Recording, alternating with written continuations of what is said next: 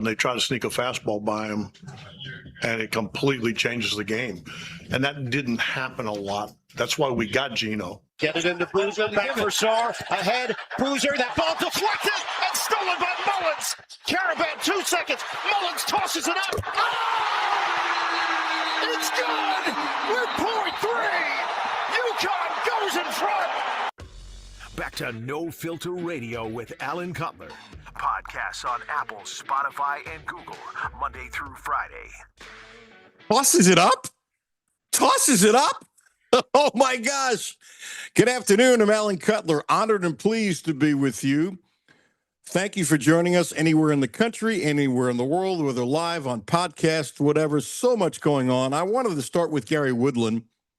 Not very well known. He won the Texas Children Houston Open. And, oh, my gosh, the fact he's alive. 2023, underwent surgery to remove a lesion on his brain. God bless you, young man. God bless you. And then Suarez, apparently the coaches made a suggestion of an adjustment because he was a little behind the fastballs. He did. Hits a 3-run home run. And I like Tito's comment because this is the kind of game when they didn't play cleanly last year, defense, this, that, or the other, they could have easily lost 4-3. And they won. It's a really good sign.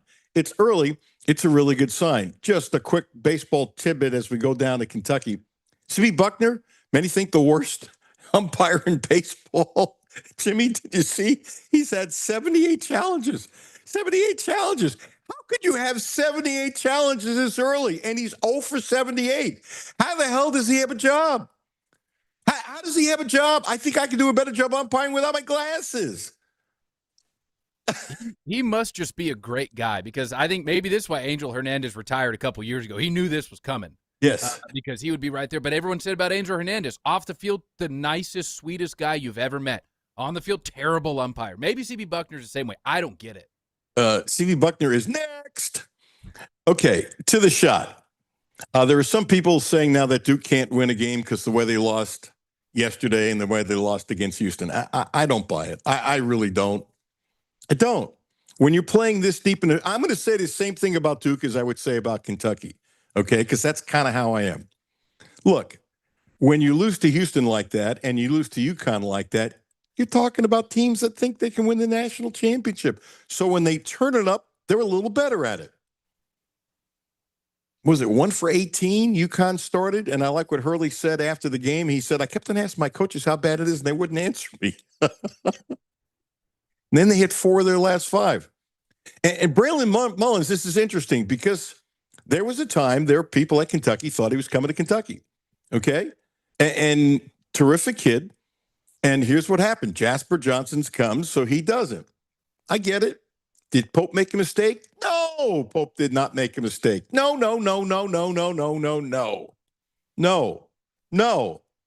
If anybody wants to play revisionist history, go back at the moment. Would I have taken Jasper over Braylon Mullins? Yes. Would I have liked to have both? Yes. Do I understand why Braylon Mullins didn't want to come? Yeah. Really. It makes perfect sense. And he's the kind of kid and the kind of shooter Kentucky wants. Okay. I would have, in not a split second, taken Jasper first. By the way, Jimmy, way before you had your beautiful baby. By the way, you took the week off. How's your baby doing? Eating good? Put the weight back? You getting any sleep? How you doing? Sleep's been hit or miss, but she's put all the weight back on. She's a little tank. She is reminding us every 2.5 hours that she is starving and she's never eaten in her life. So that's how it's been, no matter the time or night, day or night. But she's been great. She's healthy. She's a happy baby. So, and she sleeps a lot. Besides that, every 2.5 hours. But that bottle's done. She's back out. Everything you said was beautiful, except is she going to find out someday that you called your beautiful baby girl a tank? I guess it's on the record now. I guess I should. She's a delightful, dainty little girl, which she's still small. I think she's 6 pounds, 14 ounces now. So she's still tiny. But she's going to be putting on that weight quick. Well, if I ever meet her and I remember, I will give her a big smile and I will say, do you know, young lady, your daddy once called you a tank? I'm sure her mom will really love that I came on the radio and described our beautiful little baby girl as a tank. I think it's great. You're lucky I don't have your wife's number because I would text her. Not during I'll let her know today. Like, oh, hey, by the way, her new name is Tank.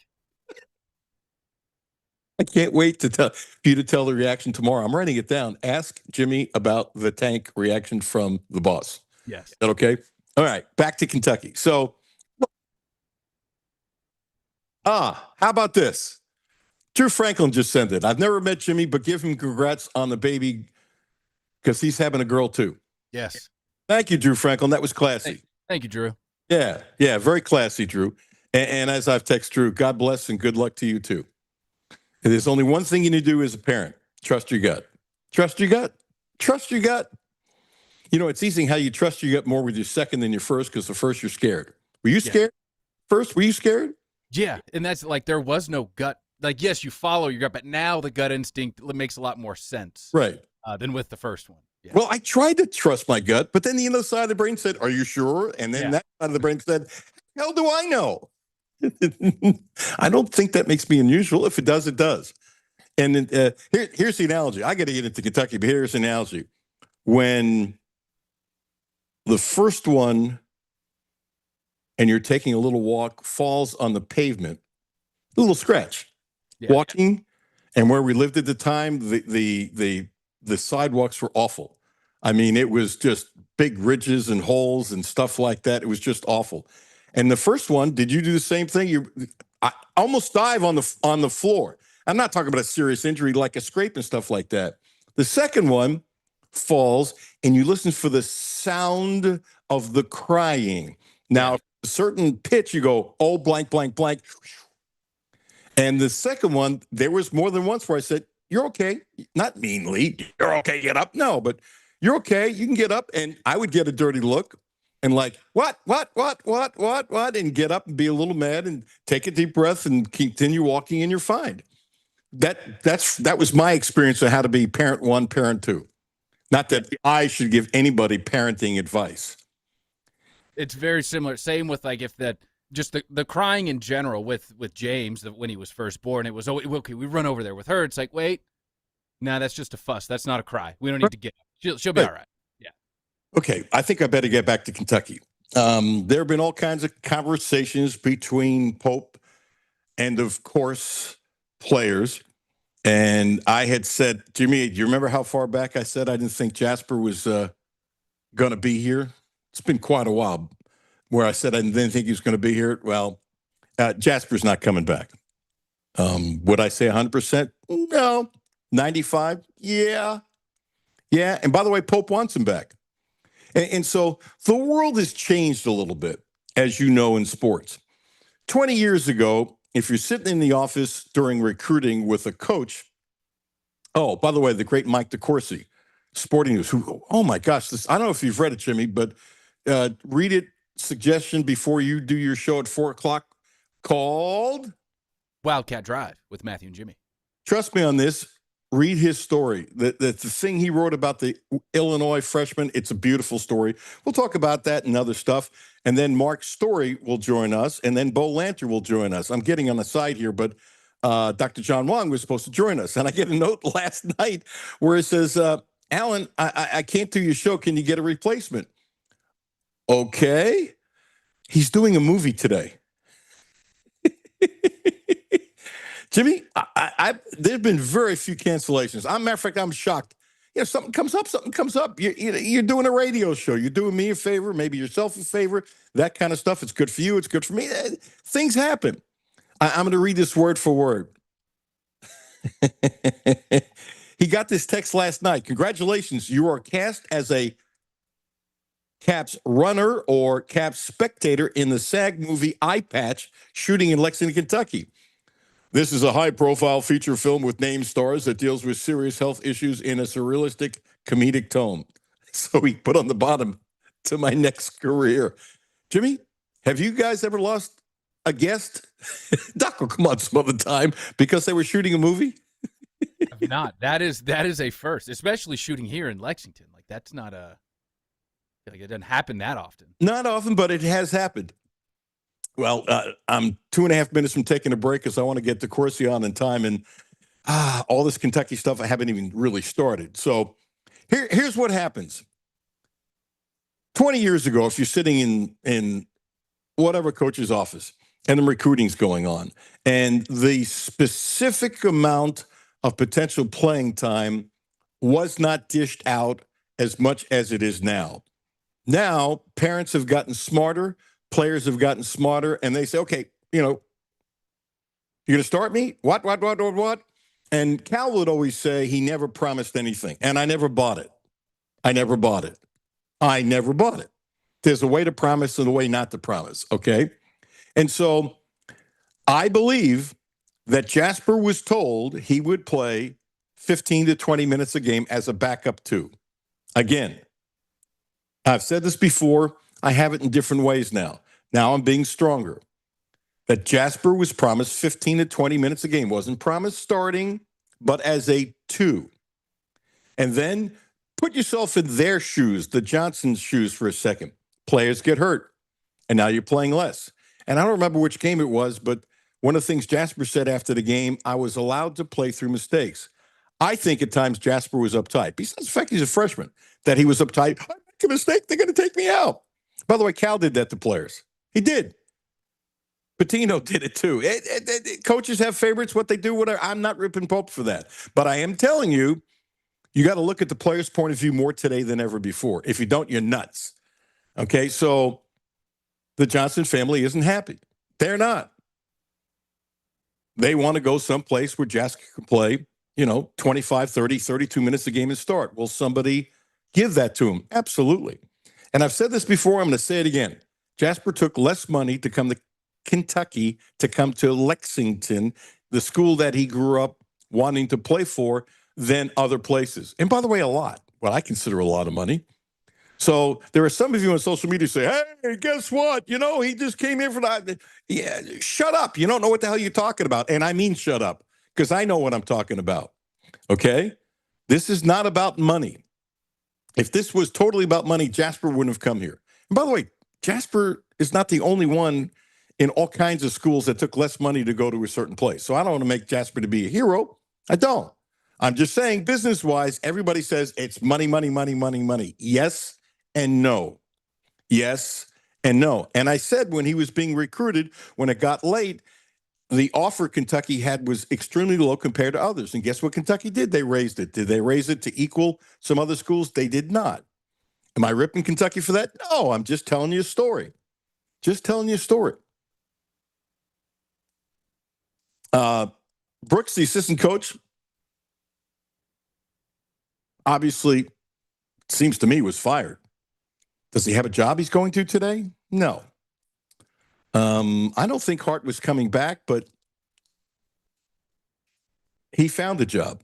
I have been told there was a tweet that he was getting the Pepperdine head coaching job, and some people out there nixed it after he thought he had it. And he's going to SMU, as everybody knows. Do I think Mo Diabate is coming back? I do not. I do not. I do not. I do not. More on the Kentucky players in a minute. I'm late for Mike DeCourcy. I said I wasn't going to be late. Jimmy, did I do it again? You did. Me and my big mouth. And I can tell you with my big mouth, this is a wonderful thing to consider. Need a vehicle? Quantrill. Subarus, Volvos, Cadillacs.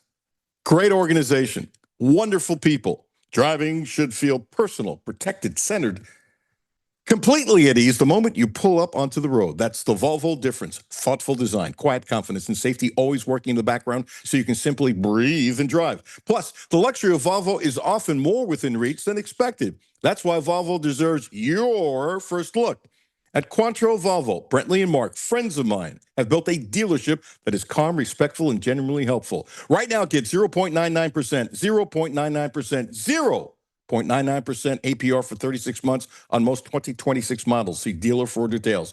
Visit QuattroVolvo.com. I trust them. They're wonderful. Check them out. We have the XC60. It is a great vehicle. It's a hybrid. We're saving tons of money on the gas. I figured it out. We are. And the ride is best car we've had. Mike DeCourcy coming up next. Alan Cutler, 1300 AM, 92.5 FM. No Filter Radio with Alan Cutler, brought to you by Quantrell Auto Group. QuantrellForLife.com. Hi, this is Alan Cutler. Have a no filter comment? Hit the text line 859-381-1313. 859-381-1313. Hi, this is Alan Cutler. Driving should feel personal, protected, centered, completely at ease the moment you pull onto the road. That's the Volvo difference. Thoughtful design, quiet confidence, and safety always working in the background so you can simply breathe and drive. We love our VC60. Plus, the luxury of Volvo is often more within reach than expected. That's why Volvo deserves your first look. At Quantrell Volvo, Brentley and Mark, friends of mine, they have built a dealership that's calm, respectful, and genuinely helpful. Right now, get 0.99%. That's 0.99% APR for 36 months on most 2026 models. See dealer for details. Visit QuantrellVolvo.com today. Hey, I'm Dale Wise. I've just recently retired. I know that the electronics, if you don't keep up with it, it can get away from you and get real confusing. Republic Bank's app, I use their app, and it is so easy to use. I log in with my fingerprint, so it's super easy. I don't have to remember 50 million different passwords and all that stuff. And it lays it out just real nice. That's Dale's story. Now let's get to work on yours. Republic Bank. Time to thrive. Member FDIC. Data rates may apply. March is here, and Clark's Pub and Shop has the game-winning specials to keep you fueled all month long. Whether you're hitting the road to catch a game or hosting a watch party, we've got unbeatable monthly deals. Stop in and pick up Bud Dig lunch meat, 5 for $5, and Jolly Rancher, Shackalicious, or Twizzler peg bags, 2 for $6. This March, make every stop a winner at Clark's Pub and Shop. Return, refresh, refuel.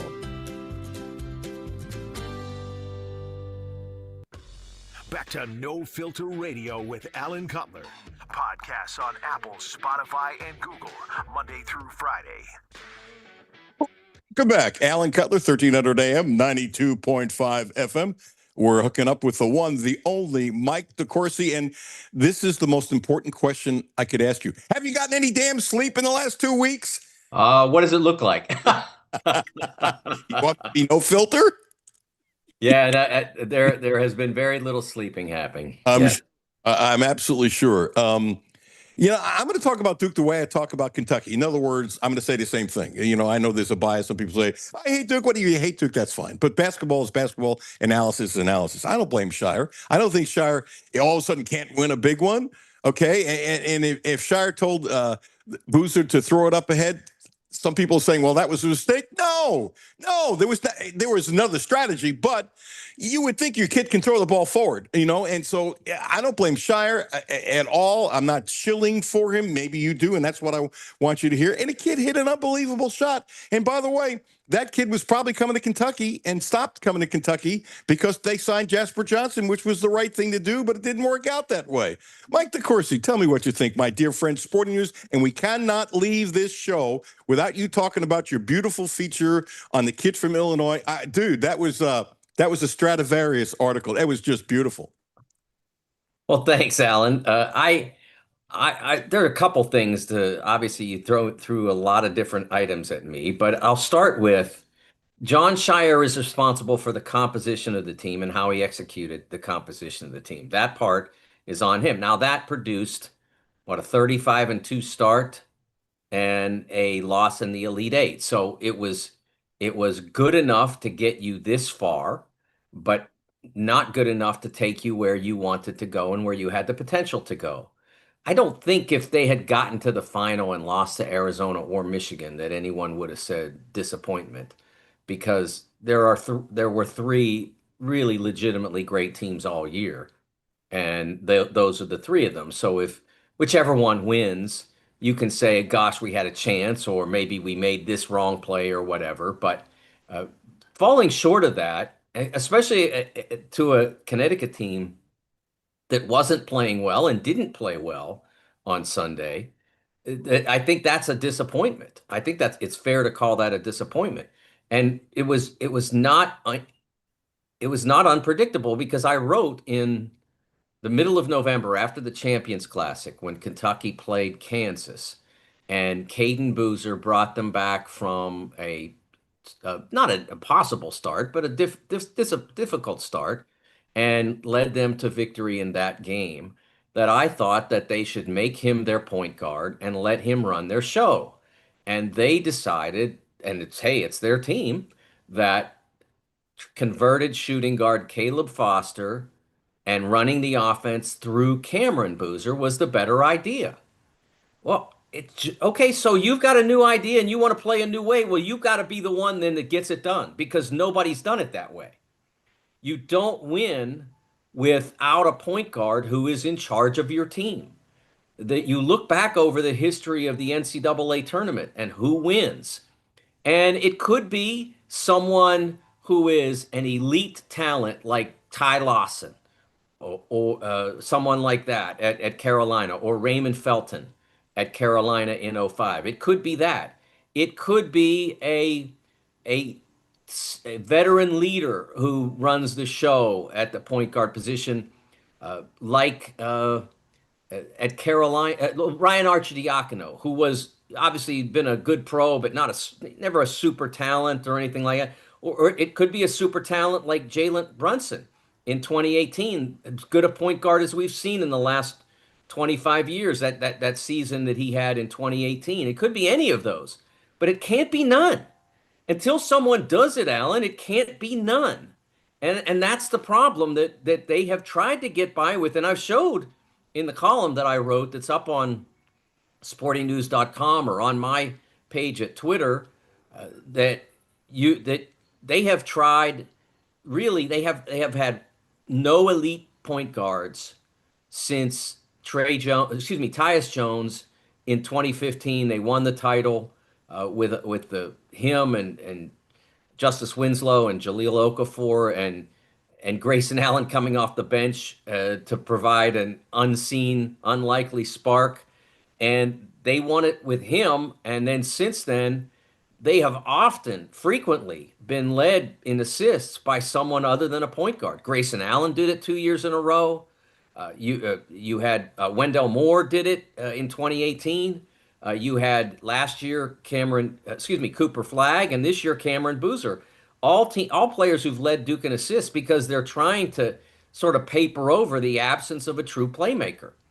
And they've done it well enough to put elite teams on the floor, like 2019 with Zion Williamson and R.J. Barrett, or in 2024 with Cooper Flagg, or this year with Cameron Boozer. But they haven't won it doing that one time. Wow, that's a great comment. By the way, you and Dick Hoopsweiss, my dear friend, your friend too, we talk all the time.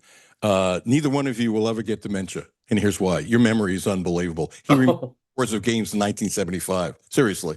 And I used to, and then when I told him what I was doing, he just laughed at me. He would remember the score. It would tick me off. Like, I might remember who won, but I don't have a clue with the score. Yeah. And 4 or 5 scores. It was either 4 or 5, and he missed one. I'm not great at the scores. I remember 104, 103. I don't think any of your Kentucky followers will get the connotation there, but I don't remember scores as well. No, but your memory of players and analyzing and whatever. And that thing about the point guard, I couldn't agree more. But I'm just saying, when you ask your kid to throw it forward and he has a turnover, whatever, that's a play you should be able to make. But you had 2 defenders there. First of all, you had 2 defenders there. Right. How do you, and look, I don't know whether Caden was reacting to what John was saying or not. I mean, if he was looking at the bench in that circumstance, it's no wonder he threw it away. He should have been looking at the game. Absolutely. He's 35 feet away from Caden whatever gesture he's making. He's 35 feet away from Caden. If Caden's looking at the bench at that point, then you've got a problem. The player on the floor, other than in a dead ball situation, should never be looking over there. Or like if you're running an offense and you're all alone, isolated with the ball, and the defense is down at the lane, and you can go over to the bench and the coach can say run XO or whatever. That's different. But in a situation like that, he can't be looking at the bench. I don't care if John Shire was doing jumping jacks. The play for Caden Boozer there is hold the ball. I thought that the fact that Cameron threw it to him was smart because he was wide open and the pass was easy to make and it delayed the foul. But ultimately, you didn't have a pass other than the two guys in the front court. And there were two defenders between you and the front court. You don't throw the ball there, you hold it. You hold and it? You hope to get fouled. Yeah, and they would get fouled unless you do something silly. I agree with all that. Let me go one more, Alan, because I think that as bad as the pass was to make, what happened after the pass was probably worse. Because Katon, after he throws the ball and it bounces into the front court, instead of then going and attacking Braylon Mullins as a defender, he retreats to the lane and leaves Braylon by himself. And so Braylon gives up the ball to Alex Karaban. Karaban is covered. The ball goes back to Braylon, and Katon is 20 feet away watching. And Malik Evans is Isaiah Evans is able to get into the play a little bit and could have at least offered a token challenge. Put your arms up, wave them. Do anything. He watched. Yeah. He had as much influence on how that play went down as I did. And so those two decisions, one by Katon, one by Isaiah Evans, were just as egregious as the decision to try to throw the ball forward there. Choking under pressure, or is that too strong? I don't like the word choke. I think choke is reserved for things like losing the Super Bowl when you're up 28-3 with like 7 minutes left or whatever. I think he made the wrong decision. I think choking is a overused word because it's a clickable word. It's one that gets people going. I think it has to be extreme for me to ever use that word, and that's why I go back to that Super Bowl 28-3. You can't lose from there, and yet they did. Yeah, that was, who would have thought that 28-3? I thought the game was over. So did probably at least 90 million people watching. But what do we know? Let me ask you this. This is last week, and then I got a Kentucky question. This is part Kentucky. So to me, there's always been such a thing, what I call a coach's code. Coaches don't usually talk disparagingly about another coach. It happens, but rarely. And come on, you've done this. I've done this. Hoops and I have had some funny conversations about stuff that went on privately that can't go. I might be no filter, but it can't go on the air. Yeah, you could write a book on the private comments that coaches have told you that you could never even talk about even private. It's all good. So in his last coach's show, Mark Pope came to the show with all kinds of statistics. It wasn't even a flippant comment about comparing his first 2 years to Cal's last 4 years. Cal did a lot of great things here, but his last 4 years sucked. That's just the way I look at it. But I give him all the credit. But don't forget what he did early on, because you can't. That's not revisiting his history. I mean, the swagger and all that stuff he had was beautiful. One, Pope tried to make himself look good comparing to Cal's last 4 years. I thought it sucked. You don't do it. On top of it, you want to talk about Cal's first years? That's blue blood stuff. That's big time blue blood stuff. But you don't then compare it to 4 years that weren't any good. Be that as it may, I ripped Pope for it. And then the next day I did something else. I'm not taking back what I said, but I actually felt sorry for him. This is a guy who's Mr. Positive. This is a guy that sometimes is so positive it hurts your credibility thinking he isn't that deep. I know I'm going too long, but I promise to shut my mic off. It's your show. That's not the point. It's you, Mike. I thought he lost his way to do that. Why do you come to the table in your last coach's show with all these statistics saying that you did better than Cal the last 4 years? I thought it was a terrible thing to do, and Cal has been so supportive to him publicly, and even Pope said privately. I thought it was the wrong thing to do. I've taken some heat over it from some fans saying, he said all these nice things, and I said, no, people change and people do things that they shouldn't do. I've done it. I imagine sometimes in your life you've done it. I thought it was wrong. Now, you tell me if I'm wrong.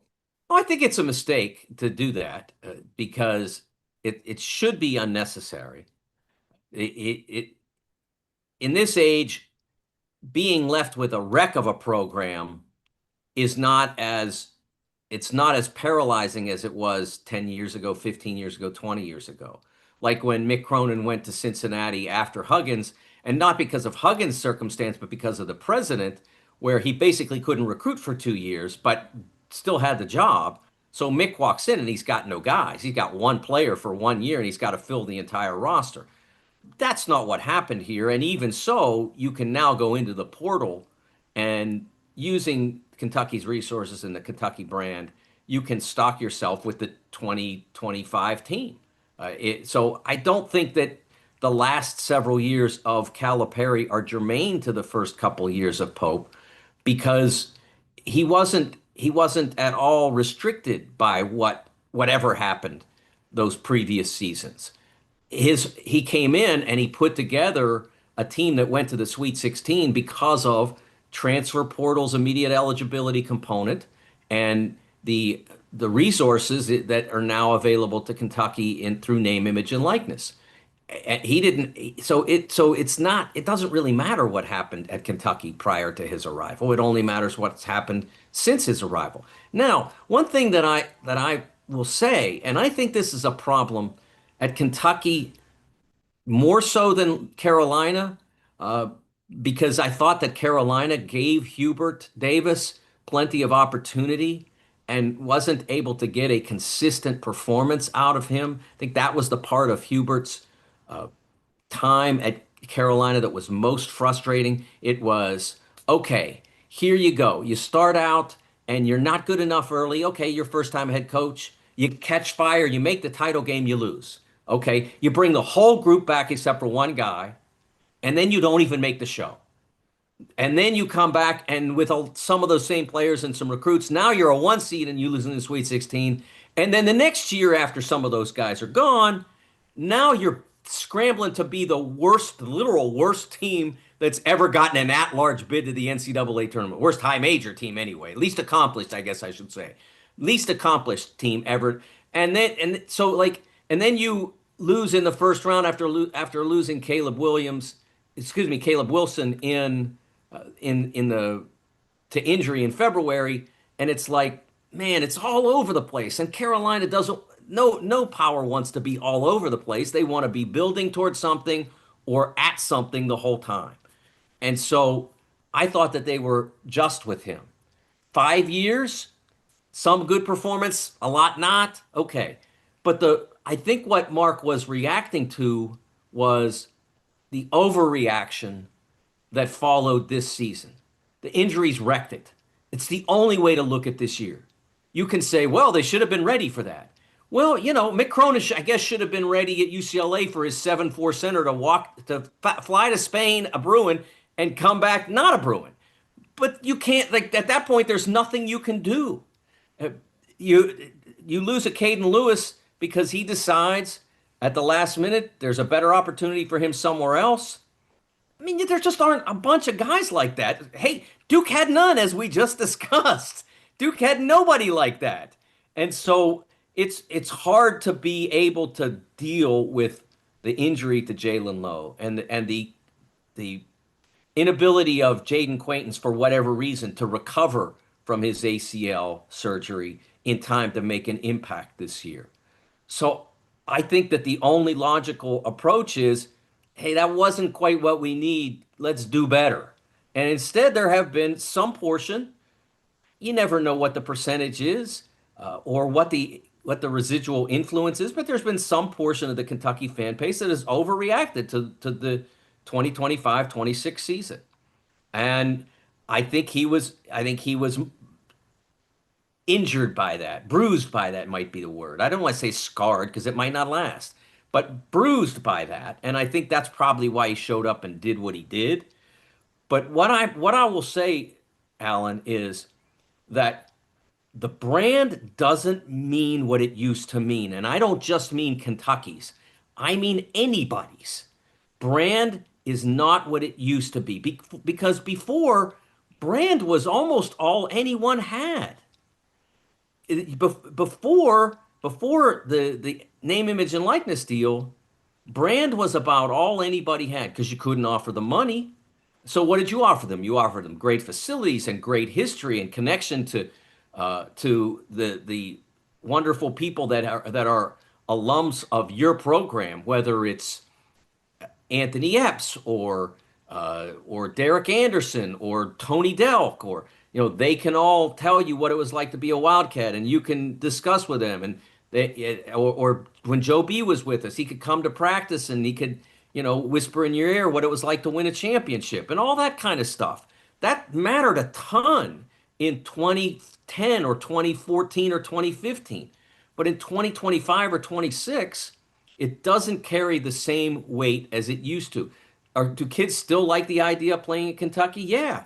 But if the standard is such that there's no grace for, man, we lost 2 of our top 5 players to season-ending injuries.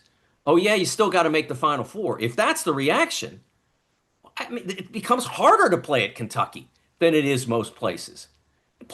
Nobody's looking for, hey, can you make my life as heck as possible while I play here?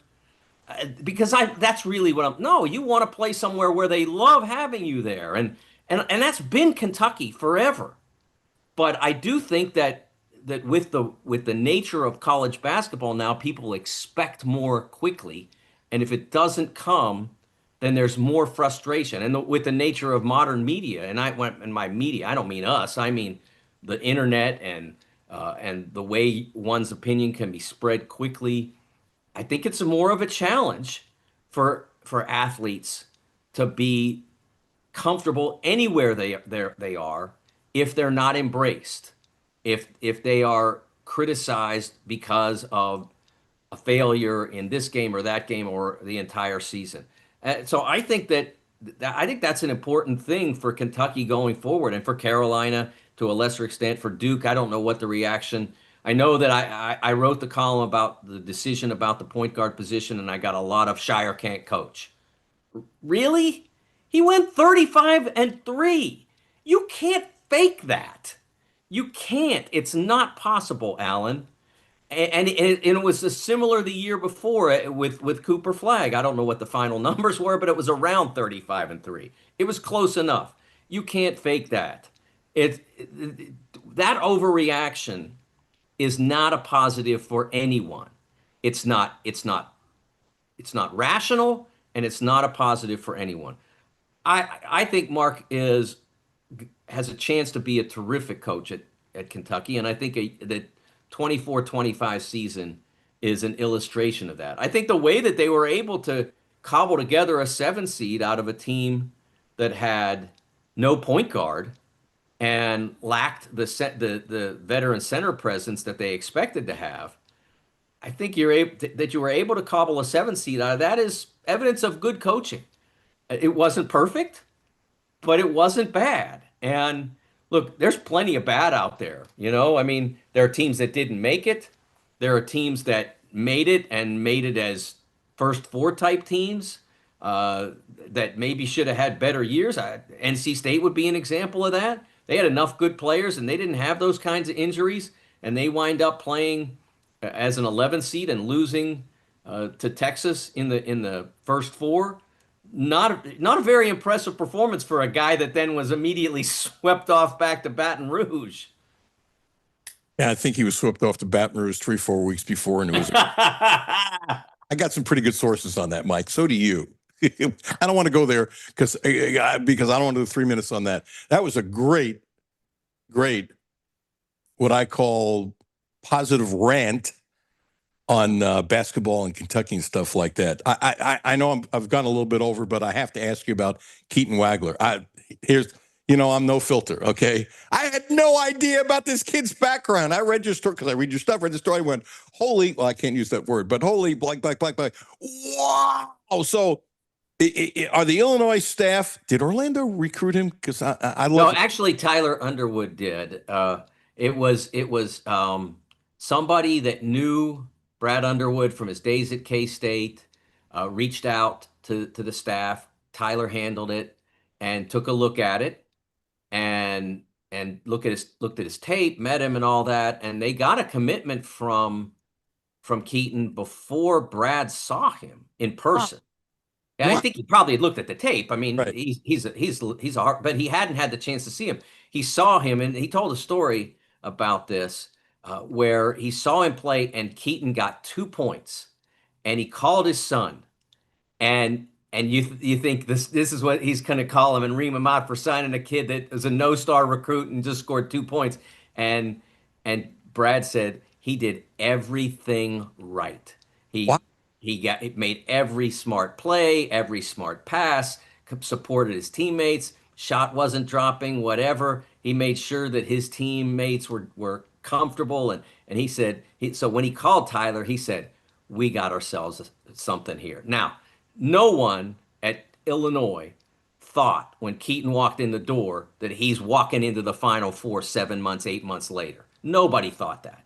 He did not become their point guard until about 8 games into the season. They had recruited a young man from Europe, Mihailo Petrovic, who was to be the starting point guard, who was in function, that person all the way through, no, I shouldn't say all the way through, but through the majority of preseason and fall practice. And then he got hurt.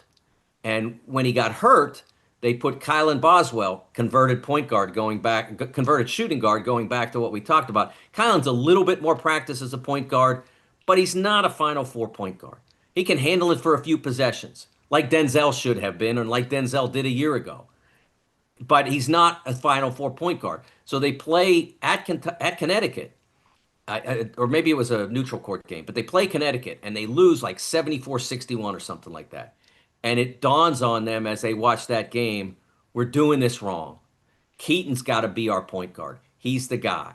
So they gave him the ball next game, and he became a sensation. He's just completely taken over. He's a phenomenal talent, great head for the game. Everybody who's dealt with him, great composure, high-class kid.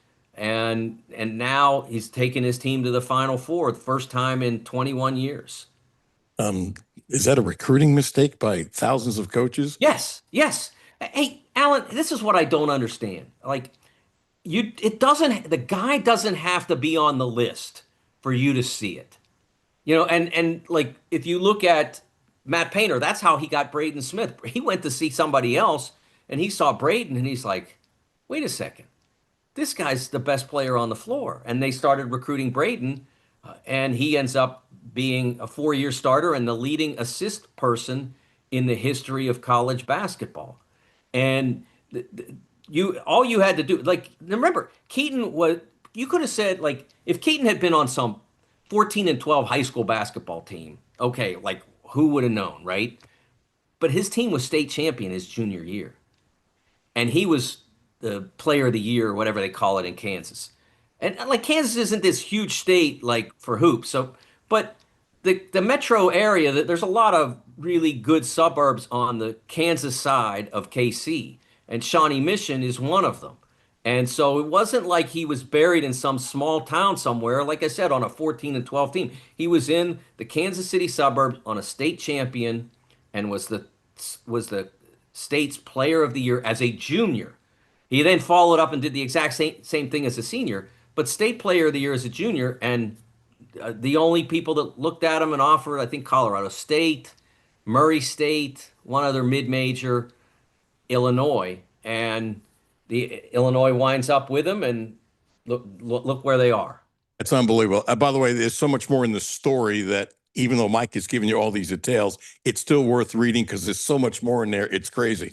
I even suggested to Jimmy, his show is at 4:00. You might want to read this before you do your show, because he and Matthew will come up with some shtick with it, because it's beautiful. Tell everybody how to read this and everything else. If you're not reading Mike during the NCAA tournament, you should read them all year. Shame on you. Matter of fact, it should be required reading. How about that? There you go, Alan. TSN Mike on Twitter. And that's really the only place you can find me now. Obviously at sportingnews.com. But my Fox bracket stuff is in mothballs until next year. So we'll see. Hopefully next year, this is the funny thing. I got all 68 teams right. Ooh, mazel tov. I got all 68 teams within one seed I didn't have any 2-line misses in the entire bracket. All 68 with.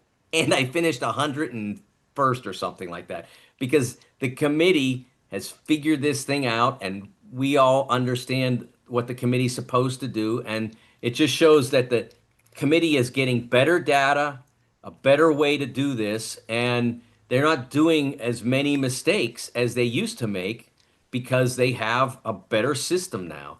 So when you hear people complain about the brackets afterward, it's probably errant or based on feelings. If Because all I would have said was that of the teams that they could have placed in the 3 line, I would have probably placed Virginia there last. I think I would have had Nebraska ahead of them. I didn't think that Virginia had a significant season. And some of the bracketing things they did, like putting UConn and St. John's in the same region, I thought was unnecessary and probably shouldn't have happened. But that's it. I mean, there's almost nothing left to complain about because they're getting that much better at the job. You know, the crazy part is crazy as social media is, as we all know, there's less complaints now than before, and you think there'd be more. So that's another sign that they're doing a really good job. I kept you longer than we talked about. It was Mike, that was great stuff. God bless you, brother. Get some sleep. Make sure to take Deb out to 2 or 3 great dinners when this is over, because she deserves it. Well, she's actually coming with me to Indy because of, we lived there for 10 years. She's got a lot of friends. So Right. Might take her out to dinner once or twice while we're there. Maybe. You're a smart boy. Hey, bless you, brother. Appreciate your time, because I know the whole world is chomping at you. You bet, Alan. Thank you. Hey, have a great day. Wow. Jimmy, he's the best. He's just the best. It's pretty simple. And it's amazing. All those tidbits he said about Katon Waggler, there's so much more in the story. That's what, Jimmy, that's what got me like crazy. That this kid was, okay, like I said, I didn't know him. I don't follow high school kids, whatever, and I'm watching him play and stuff like that. And I'm poking around a little bit. Really? The kid doesn't have offers, and he's a friend. It's an unbelievable story. And how about that? Brad Underwood didn't give a blank that the kid scored 2 points when he got to see him play, because he did the other things well. I have a fondness in my heart for guys like Underwood, who was a junior college coach and moved his way up. I have the same thing for the Iowa coach, and I've talked about him. Division II champ 4 times before he gets a job at Drake. I mean, what are these ADs thinking? And okay, so the state championship that he wins in Kansas isn't the biggest thing in the world, but there's a lot of college coaches there, right? Checking out talent, whether it's for big schools or small schools. And it's crazy. It's absolutely crazy. Jimmy, let's take a quick break. Yeah, let's do this. Let's take a quick break, and I'm trying to section this up a little differently. Wow. Scale of 1 to 10, I think Mike's comments were like close to a 10. You disagree with that? Yeah, it's about as close to a 10 as you can get. I sometimes, look, I've known him forever. We became friends in Pittsburgh when we were in Pittsburgh. He's from Pittsburgh. So we go back to the mid-'80s, and he was that good back then. He's just matured a little bit more, but he was that good back then. And some of the stuff is just off the charts. He is literally one of the greats. Read that article, and if you can tell me, come at me if that's not a great article. 1, I can't help you, and 2, we'll disagree. Blue Lotus Health, 859-533-0914, 859-533-0914. Acupuncture, Ramon Carriega. He's been a dear friend. Also helping me a lot. Now also providing a licensed massage therapist. Check him out. Please use my name. It's a long list of things that acupuncture can do to help you. It's off the charts. I'm so fortunate to have found him. Andres, just off Sales Road, close to the radio station downtown, easy to get to. When you call, please use my name, 859-533-0914. Mark Story at 1, Bo Lanter at 1:30. We'll play some tape between now and it won't be long. Mark Story. Alan Cutler, 1300 AM, 92.5 FM. No Filter Radio with Alan Cutler, brought to you by Quantrell Auto Group. QuantrellForLife.com. Hi, this is Alan Cutler. Have a no filter comment? Hit the text line, 859-381-1313. 859-381-1313. Hi, this is Alan Cutler. Driving should feel personal, protected, centered, completely at ease the moment you pull onto the road. That's the Volvo difference. Thoughtful design, quiet confidence, and safety always working in the background so you can simply breathe and drive. We love our VC60. Plus, the luxury of Volvo is often more within reach than expected. That's why Volvo deserves your first look. At Quattro Volvo, Brentley and Mark, friends of mine, they have built a dealership that's calm, respectful, and genuinely helpful. Right now, get 0.99%. That's 0.99% APR for 36 months on most 2026 models. See dealer for details. Visit QuattroVolvo.com today. Hey, I'm Dale Wise. I've just recently retired. I know that the electronics, if you don't keep up with it, it can get away from you and get real confusing. Republic Bank's app, I use their app, and it is so easy to use. I log in with my fingerprint, so it's super easy. I don't have to remember 50 million different passwords and all that stuff. And it lays it out just real nice. That's Dale's story. Now let's get to work on yours. Republic Bank. Time to thrive. Member FDIC. Data rates may apply. Back to No Filter Radio with Alan Cutler. Podcasts on Apple, Spotify, and Google, Monday through Friday. When I came here, and I don't know if you read our press conference, I said this place is a sleeping giant.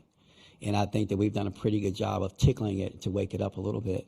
And now we want to get over top with continuing to capitalize on the momentum that we have. And if we're able to do that, then I think that we'll be where we want to be next year. I don't think I've ever heard a coach saying tickling it to wake him up.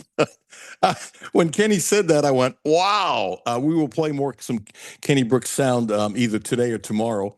Everybody knows that Texas, who a lot of people think will win the national championship, that's not a stretch. They got way in front of UK early, and the game was over very, very quickly.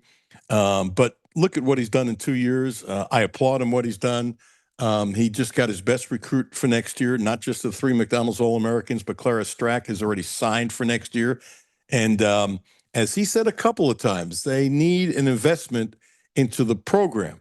I took that to mean that they need a little more money. He was quick to say that he doesn't need the most money, and then it's his job to disperse the money properly so he has, a good roster.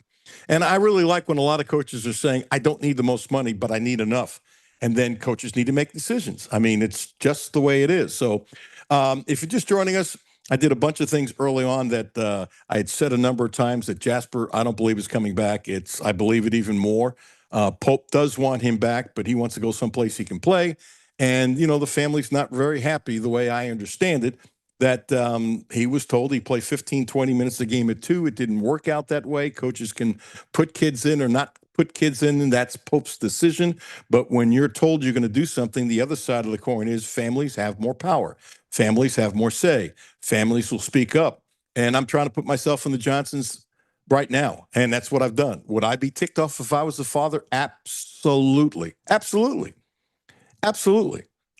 So I get how they feel. Pope's got to do what's best for Pope. The odds of Jasper coming back, no. The odds of Mo Diabate coming back, not good. With Lowe, Jimmy, do you remember it was Larry Vaught did the article. I've got it written here somewhere. I think it was March 18th. And I gave Larry credit, as I should. And when his father, who's, he's a big-time guy in basketball now, in amateur sports, and he knows a ton of people. He's unbelievably connected. He's really, really respected, where he said that he didn't know that if Kentucky wanted him back or not. And the way the quotes came out, I said, look, I don't know for sure, and I didn't, but I said, this sure looks to me that they don't want him back. And by the way, that's not necessarily a bad thing. This is free agency both ways. And there's no question they didn't want Lowe back. That's not knocking Lowe, but that's just the way it is. They want to do things differently. I'm not knocking Pope, and I'm not knocking Lowe. I just the way it is. Sometimes it's just life as we know it in basketball and business, and these things happen in all kinds of businesses, but this is a public thing. So I wish Lowe nothing but the best, and I've said many times, I wish he got that shoulder surgery when he really needed it right off the bat. Would it have changed things? Maybe, but probably not. Probably not. But they're moving on.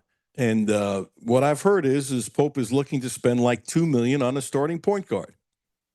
Isn't that crazy, Jimmy? You're saying $2 million on a starting point guard. I don't remember the numbers. We talked about it last year. One of the national guys came out with numbers like what a starting guard would get in football, what a tackle will get, what defensive ends would get, what quarterbacks would get. And, this is not talked about publicly enough, but it is between agents, it is between coaches. And if you talk to enough people, you can put some things together. So I don't think Mo will be back. Could I be wrong? Sure. Do I feel much better than 50-50? Absolutely, by the way. Absolutely. And I know nothing, but I wonder if he ends up in St. John's. Not a shooter, but he's a Patino kind of player, and I think he can be much better next year. So there's going to be roster changes. I wouldn't freak out over anything, and I stand by what I've said. I'm very open-minded to see what Pope can do. I think, first of all, you think any way you want. That's good by me.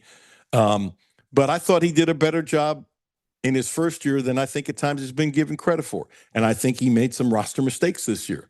And I think he had some injuries, as Mike DeCourcy says. What are you going to do when you lose your point guard that late? You're not going to get another one. What do you do when JQ, which was a gamble, but they honestly thought, obviously from the doctors, that they thought that JQ would be able to help. It's not like they took JQ and gave him $2.5 million, whatever the heck it was, and said, we're just throwing stuff against the wall to see who can play. No, they did their own research, and they thought he could play, and the injury was worse than they thought, and so therefore he didn't play. And they put a lot of eggs in that basket, but they thought the eggs were in the proper basket. And think about it. Had JQ been able to play, and let's say by February been 100%, might this be a different season? Absolutely. And I give Pope some grace for that. I do, and I think it's fair. And he gambled. He absolutely gambled. There's no question about it. I have this thing. I've got to get this thing about Sal Stewart in. Hal McCoy, my dear friend, has him for Rookie of the Year. I didn't say it before he did, so give Hal credit. I've been saying I love Stewart, and this can't continue. It just can't continue. He's reached base 10 times in the first 3 games, okay? This comes from Sarah Langs, and I bet you follow her, Jimmy. She is one of the best, and I wish her happy health. She is one of the best when it comes to tweeting just lovely information. There are some people that just tweet stuff and blah. Rarely do I read a tweet from her where it's not something I either didn't know or wanted to know. She is that good, and I'm a baseball geek. So, Jimmy, how about this? Matthew will love this. Of all the major league players since 1900, Jimmy, believe it or not, that's before I was born, to reach safely 10 times in their first 3 games at a younger age. Are you ready for this? Now, the first guy I remember really well, Jim Fregosi. It's a hell of a shortstop. That should have kept him. Neither here nor there. It turned out to be a manager. He's no longer with us. The other guy I've never heard of, 1939, and I do know some players from the 1930s. Not tons, but I know a bunch of them. Never heard of this guy. I bet you haven't either. Barney McCoskey, M-C-C-O-S-K-Y. That's crazy. Since 1900. Since 1900. And he's the first Cincinnati player to do this since 2001 at any age, and that would be Barry Larkin. The other little tidbit for the Reds is that Suarez was presented with the 2025 Luis Aparicio Award, which is given each year to the best performance by a Venezuelan-born player. And what I thought was really cool, of all the people to give him to, it was Davey Concepcion, who should be in the Hall of Fame. I just love those Red tidbits, and I am excited, as I said before the season, about the Reds, and I really like what Tito said in a comment that we played. By the way, Jimmy, since we took a break about 10 minutes ago, as soon as we need to take a break to get Mark. My bad. We will take a break in a second. I buy what Tito is saying.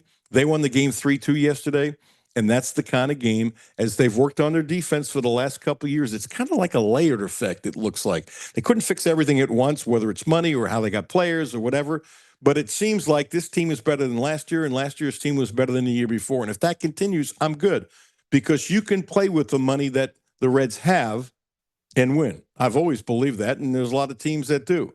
And what Tito said, this is the kind of game they would have lost last year. Instead of winning 3-2, they might have lost that game 4-3. There's an error, throw to the wrong base, that kind of thing, and they won it.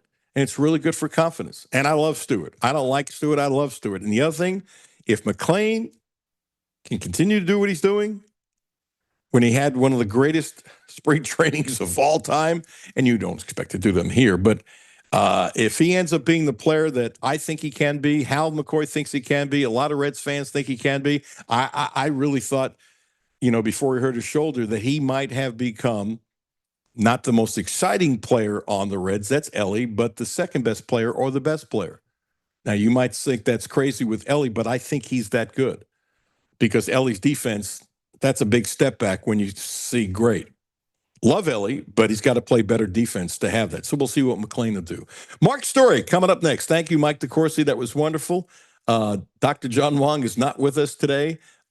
Pinch hitting quickly is Bo Lanter because Doc has a extra role in a movie in Lexington today. Pretty crazy. Pretty crazy. Alan Cutler, thank you for tuning in. 1300 AM, 92.5 FM. No Filter Radio with Alan Cutler, brought to you by Quantrell Auto Group. QuantrellForLife.com. Hi, this is Alan Cutler. Have a no filter comment? Hit the text line, 859-381-1330.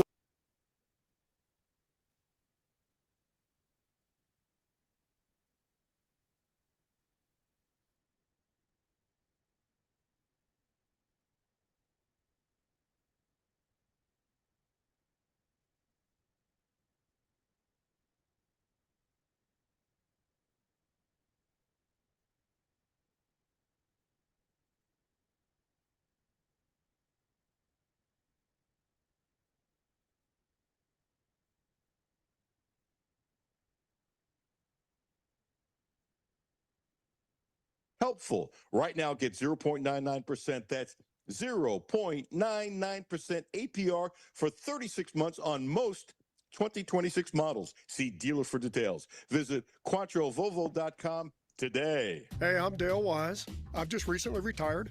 I know that the electronics, if you don't keep up with it, it can get away from you and get real confusing. Republic Bank's app, I use their app, and it is so easy to use. I log in with my fingerprint, so it's super easy. I don't have to remember 50 million different passwords and all that stuff.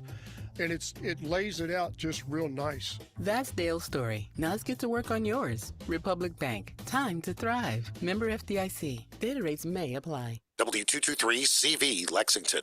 ESPN Sports Radio 1392.5. WLXG Lexington. And LM Communications Broadcasting Station.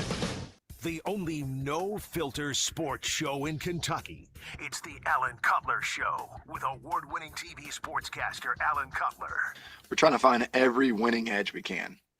And so the DJI cameras are great because not only you get a visual from the lens of the quarterback, you can hear them. There's audio. So it's almost like I'm mic'd up every single day that when we watch the tape, you can hear their voice inflection in a huddle. You can hear them talking at the line of scrimmage.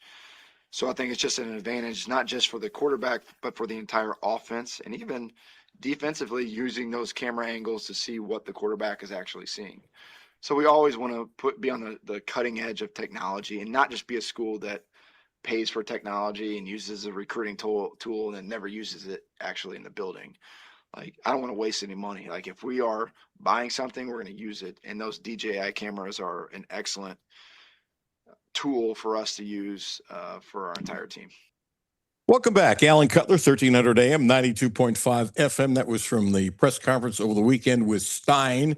The question has something to do with the fact, how do you get players ready with high tempo? Mark Story, outstanding forever, long time. Should I say forever, Mark? Did I make you sound a little sorry about that, dude? Long time columnist, Lexington Herald leader, kind enough to join us. Hello, Mark. There's nothing going on, is there? I think we're set up for an interesting couple of months. Yes. I hope we have still plenty to talk about in the summertime. We'll see. I think we will. I want to just your impressions of Stein and what we hear, and tell me what you hear. Is that practice is a little different. Every coach has their own spin. If you want your drink of water, there's not a water break. You have to get your water during the time period where you're out. These guys are moving nonstop. It's very upbeat. It's very pushy, all that kind of stuff. They're trying to get off the field quicker, all the positive stuff, that kind of thing. It seems like camp is different, although you and I can't be there, but you have your ways of hearing things. I do too, and they're talking a little bit, which helps. What's your thought about this high tempo? one of the things that interested me about this hire as it relates to the clip you played about the high technology. My perception of Oregon is that it's a really well-run operation. Now, obviously, I'm a long way away from Eugene, so that's based on things I read and things I hear, not things I observe. But my impression of Oregon is they just do things. They're sort of on the front of change, and it's just a well-run operation under Dan Lanning. So that was one thing I liked about the hire of Stein, and I think that was what he was saying about the use of the cameras he was talking about was interesting. Yeah, and I know we have friends and family on that side of the country. There are some Oregon State fans and Oregon fans out there, which is interesting, and they don't like each other. Sounds a little bit like Kentucky Louisville. People say, "Oh, Kentucky and Louisville's the worst." Well, how about Duke and North Carolina? It's rivalry is a rivalry. But I got that feeling too from talking to a couple of people who are season ticket holders. It was kind of like, man, this guy is so progressive, Lanning. He knows exactly what he's doing. I think Stein has been very fortunate. He's the first to tell you that he's worked for some really, really smart people, and he's been a sponge. Yeah, and again, my impression of Oregon, and from a long way away, is that it's really well run. That they're on the front end of things, and they do things the right way. They're not afraid to try things. So yeah, that was one thing I liked when Kentucky hired Stein, was that he was coming from Oregon. Jimmy, did I just lose my mind? Did I tell you? Was that? No, we did play the right clip. Okay. Had a senior moment. All good. All right, so let's go to Kentucky, Mark. This roster shuffling will continue. I have said for a while, and I'm saying it stronger, I don't think Jasper's going to be back. I'd be shocked, basically, if he's back. I'm a little more than guessing. Probability that Mo won't be back after what Lowe's dad told Larry Vaught on March 18th. I came on and said, I don't know for sure, but it sounds like he's not going to be back. And some of these kids, Kentucky's saying, we don't want you back. This is what's going on all across the country. I know they've asked Jasper back. They didn't ask Lowe to be back. And that's just the norm of what's going on today all across the country. Well, what makes all of this fascinating to watch is there's a value quotient. You want players back at your price. You want the price you're going to pay to have the player to match the value you expect them to offer your roster. I think what is interesting about Kentucky's current situation, I think there are a lot of guys, almost everybody, I'd be glad to have back at the right price. But if what we heard reported, which the Herald Leader reported it, so I believe it, was the $22 million price tag on the roster. You're probably not going to, you're not going to have that much money to put your roster together this year because that was done under the old system. And you're under the new revenue sharing system this year. And secondly, a lot of guys, frankly, were overpaid based on, what they contributed, to the overall operation.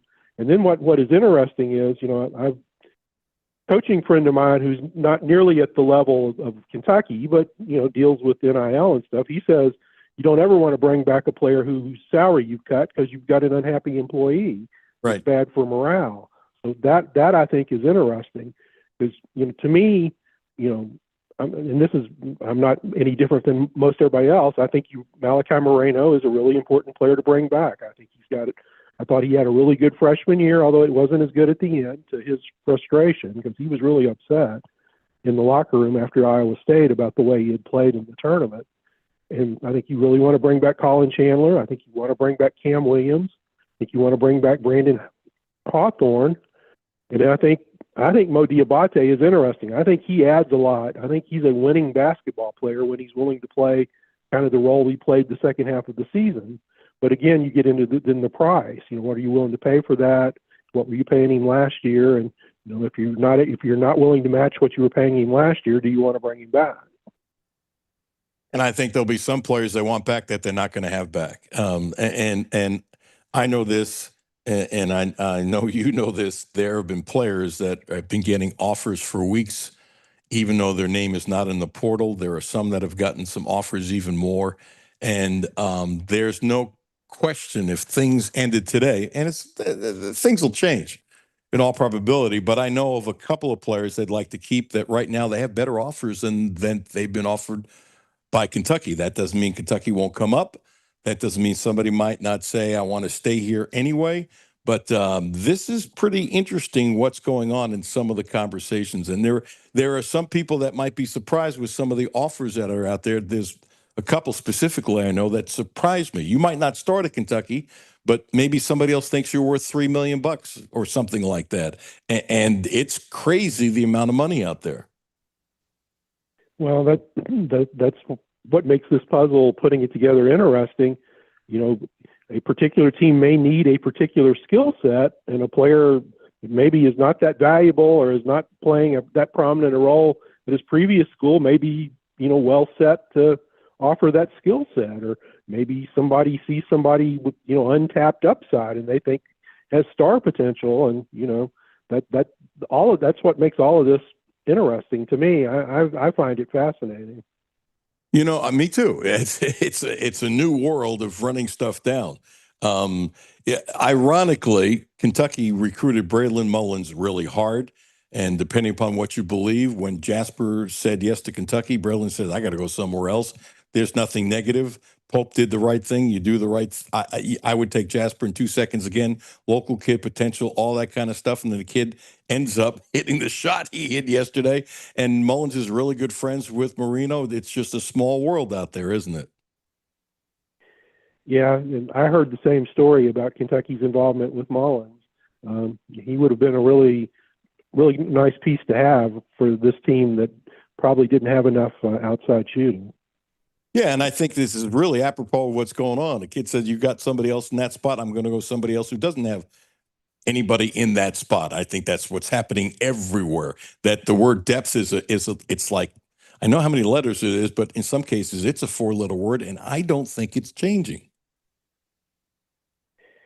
Well, I think you can have depth to a degree. I think you're going to have roles. I think players, besides money, I think they're looking for, you know, defined roles. And I think you can get guys who are willing to come if they know even if they're coming off the bench, if they know they're going to have a defined role. It's a great way of putting it. You just led me into Matt Painter. I'm not saying it's impossible to get depth. I think it's really, really, really tough to get really good depth because if you're really that good and you're going to think you might start somewhere else. And I think in Alabama football, I think that's one of the reasons why Saban left, because a whole group of offensive linemen, one came here. I can't think of the young man's name. It came here, the Kentucky kid, and ended up playing, but they had 4 other offensive linemen that were really highly thought of, the kind of kids that Alabama would normally keep, and they're going somewhere else. And that's more recruiting for Saban and everybody else. And I really think part of it. Mark, this was fascinating. Matt Painter said when he talks to his kids in recruiting, he tells them that if you don't end up being my first or second option, you're going to be a role player, whether you start or not. And he says, you might as well tell them now, because if they don't think they can accept it, I don't need an unhappy player. And I don't know how many coaches do that. I wonder if more will do it, and everybody wants to be a star. So I found that interesting that more and more, I think coaches are going to be forced to do things that they didn't used to do because they didn't want to do. They're going to have to spell out roles, and they are in many cases more than ever before, so they have an understanding of what's going on. Well, the biggest thing that's changed in the new college sports landscape is coaches don't have nearly as much power. The power has shifted to the players, and I think what you're laying out is part of that. I think you're going to have to be pretty frank up front and then stick to it in terms of telling kids, you know, this is what we see for you. You know, this is the role we see here. This is how we see you, you know, fitting in with the other guys, you know, what we envision for you here, and then stick with it. I don't think you can do the hard sell and just, you know, I think a lot of recruiting in the past was kind of snowing kids into, you know, come here and it'll be just incredible, la, la, la, la. I just don't think you can do that anymore. This might be nuts. I just thought of this, Mark, and please tell me you think I'm out of my mind. What's happening in college athletics is kind of like, hang with me a second, the start of unions. So back in the old days, before there were unions, employers had all the say-so. As I'm sure you know, back then wages were terrible, conditions were terrible. All of a sudden, unions start. big companies didn't want unions. There were all these fights and violence and stuff like that. Then unions became more powerful and more powerful and more powerful, and the companies have much less power. And this is the start of unions, basically, in the same way that, as you're saying, you're absolutely right. Coaches have less power. Coaches don't decide if Jalen Lowe is going to have surgery or not. Jalen, his father, maybe the agent, that part I don't know, make the final decision after the doctors say that. Coaches just hang in there. We can advise this, but you got to do what you want to do. And coaches have so much less power so quickly. It's kind of amazing. Does the union thing make any sense to you, or am I in left field? Well, in terms of the shift in power within the workforce, yeah, I think it. I mean, I think it's true. Now, obviously, the real world implications at the time in terms of child labor laws and stuff like that, that doesn't apply here. But in the very broader context of just the power dynamic shifting within an industry, I think that is what is happening. Yeah, to me, it's a power structure thing. That the specifics are to me superfluous. It's different business and stuff like that. Thank God there isn't the violence that there was back then and stuff like that. But it's just losing power. It's like coaches. You're trying to climb a rope, and the coaches were all the way in the top, and now they've losing power, but they're still holding on. And you can burn your hands as they're sliding down. They have much less power. What I can't figure out is how much less power they're going to have 5 years from now. And I bet it's less than now, but I don't know how much less. Yeah, I mean I don't think where we're at is the end game. I don't think this is where it's going to end up. I think to be determined. I think one reason that the college sports hierarchy has been so dead set on Congress enacting exemptions from or passing federal law to sort of restore power to the schools and directly to the coaches is because I think what is to be determined is, can they wrest some power back, or is it going to stay, sort of in power with the players? And I'll be honest, I'm kind of a radical, I think, in college sports. I think the players deserve the power, but, we'll see. There's obviously a lot of powerful people trying to exert influence to sort of pull back some of the freedom that the players have gained. How crazy would it be? And I'm not predicting it. I know there's something to it. If Billy Donovan becomes a North Carolina coach and John Pelfrey becomes an assistant coach at North Carolina, I'm not saying it's going to happen. I'm not making a prediction. I don't think it's as far-fetched as people have thought about. John Pelfrey, the Kentucky boy, bleeds Kentucky, came to the Sweet 16, used to save his quarters to play video games or whatever as a child, because he had to raise the money to do it while the family was here with the Sweet 16. Loves Kentucky as much as anything, but a job's a job. Do you think people would be a little crazy if I'm not saying it's a super long shot. It's a long shot, but not a shot. How crazy would people be if Pell ends up as an assistant at UNC? Oh, I think people would be understanding that he needs a job, and he has the long connection with Billy Donovan. When Billy was at Florida, Florida obviously was the biggest threat to Kentucky in the SEC, and John was with him. And I think people, could separate the fact that, John is a Kentucky basketball icon, both high school and college, from the fact that, he's a grown up with a family and has to have a job or wants to have a job. So I think people would understand that. I do too, but there's always that small percentage who will be screaming on Twitter. Not that anybody will be screaming on Twitter. That would never happen. When you look at these games, the game yesterday was unbelievable, but I mean, there have been some really good games, but there have been a lot of duds in the Sweet 16. Is it me, or are my expectations too high? Yeah, I mean, I think it's been a pretty good tournament, but there have been some bad games. Obviously, what Michigan did to Tennessee was brutal. I'm loath to draw a lot of conclusions. I just feel like we're dealing with a very small sample size.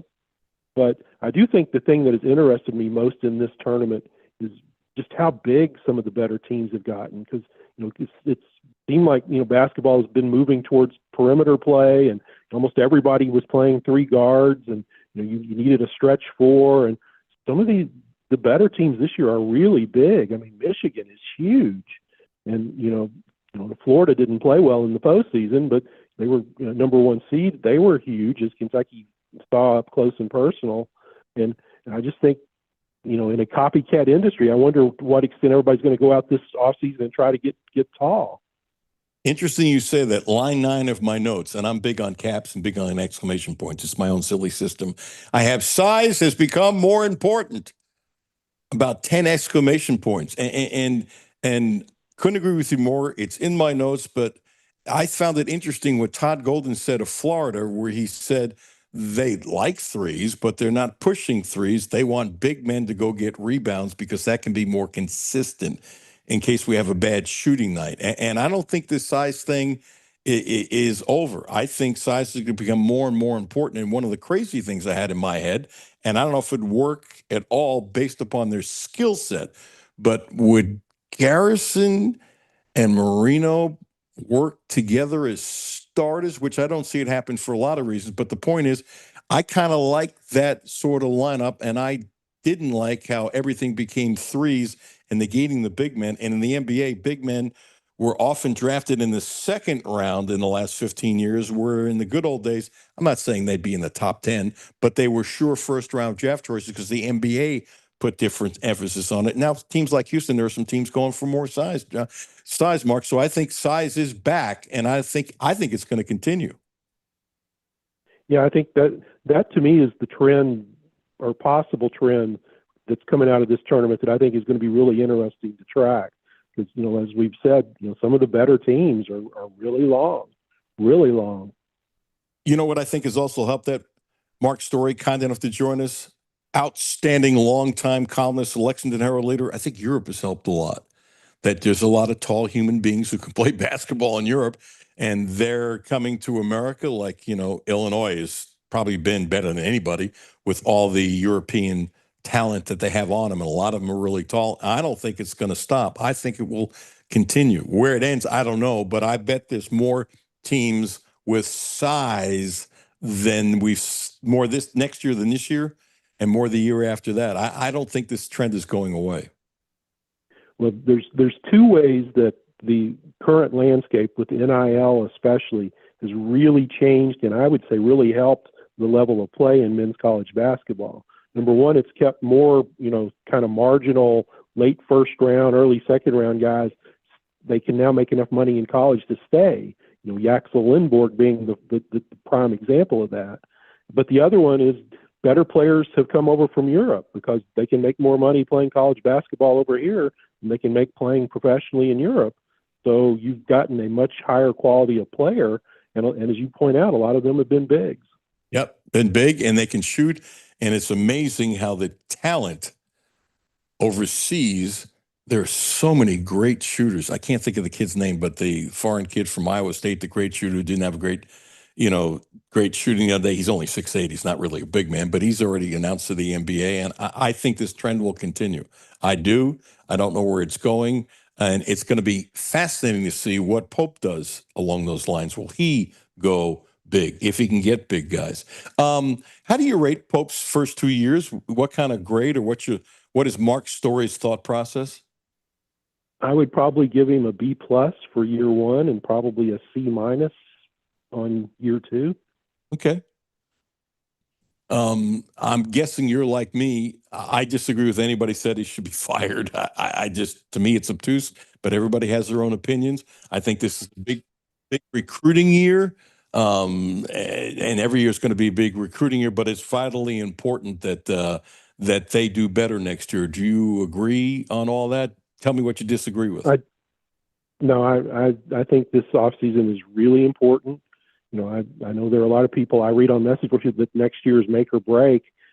I don't know that. I mean, I don't know how you know that, because number one, we don't even know who the AD is going to be. And, Mark Pope is a Kentucky alumnus, and he's somebody that I think the university, I think is well thought of at the overall university. So I think they want this to work, and I think that's important. But yeah, they need to get it going. I mean, I wrote a column out of when they lost to Iowa State that next year Kentucky needs to look like Kentucky. And that doesn't mean they have to win the national championship or even go to the Final Four, but they need to have a team on the floor that I think you can viably think can do, Kentucky type things. In other words, 10-8 and 10-8. You can't have a lot more 10-8s and be the coach of Kentucky. It's not Kentucky. Yeah, it needs to be. It needs to be better next year. Yeah. In other words, I think what happened is, I'm not saying that Kentucky has to win the SEC or anything like that, but you would expect this as Kentucky. You should be in the top 3 or maybe top 4, and they should be in the top 25 all the time. I mean, these are the kind of things that I think the expectations, that shouldn't put too much pressure on the people that are in the program, should it? That should be normal. Yeah, I mean, obviously, I think there are a couple of things that people that are really tough on Mark Pope don't make allowance for. When he took over this program, he took over a program that, it had 4 straight kind of lackluster years. And, the Oscar, his first year, that was a really good team when it was healthy, but, they wound up, losing to St. Peter's, and they were 1-1 in the SEC tournament and just didn't play well in the tournaments. But, otherwise, the last 4 years hadn't gone well. So he didn't take over, Kentucky, vintage Kentucky, rolling Kentucky. And then the other thing was he didn't inherit any players. I mean, he had to start over from scratch. So I think sometimes people aren't making allowance for kind of the Kentucky he inherited. And it was not the Kentucky that, say Tubby Smith inherited, that, had been to the national championship game 2 years in a row. It's the other thing that people don't make allowance for. The SEC he's coaching in is completely different than the SEC of the past, and you can judge that by how many teams have been making the NCAA tournament. I mean, 24 SEC teams have made the NCAA tournament over the past 2 years. And I went back and looked it up. I think that's the same number of SEC teams that made the NCAA tournament in the first 6 years of the Calipari era. I mean, this league is much more challenging now than it was in the past. And I say that even as the Big Ten kicked the SEC's tail in the NCAA tournament. And the Big Ten is, no question, much better this particular year. And if you want to go one more for Pope, he got here late. It's not like he had this early start in recruiting. But the other thing I'll look at, you're right, he didn't get a Tubby team, but nobody's going to getting a team like Tubby got. That I don't think that's happening maybe ever again. It might, but the odds are not very good. And it's now normal, like Pitino 2 Saturdays ago said, I'm going to need 10 new players. So, I mean, having to restock a roster totally, that is more the norm than not. And so, I give him less grace for that. But the other stuff, I absolutely agree. That the number 6, by the way, over that long of a time period versus the last 2 years, Mark Story, that's a great stat. That's a great stat, and that's powerful, and I think people should be cognizant of that. Yeah, the recruiting, Rick Barnes had a funny comment. They asked him about recruiting, and he said it's easier now than it's ever been, because you just go out and spend a week and you ask a kid, all right, what's your number? And you either agree on that number or you don't, and that's it.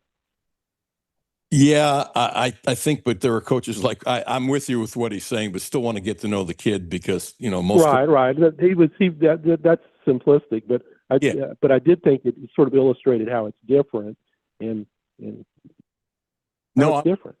Because if the number doesn't match, I don't need to spend time getting to know who you are. Don't waste my time. I won't waste yours.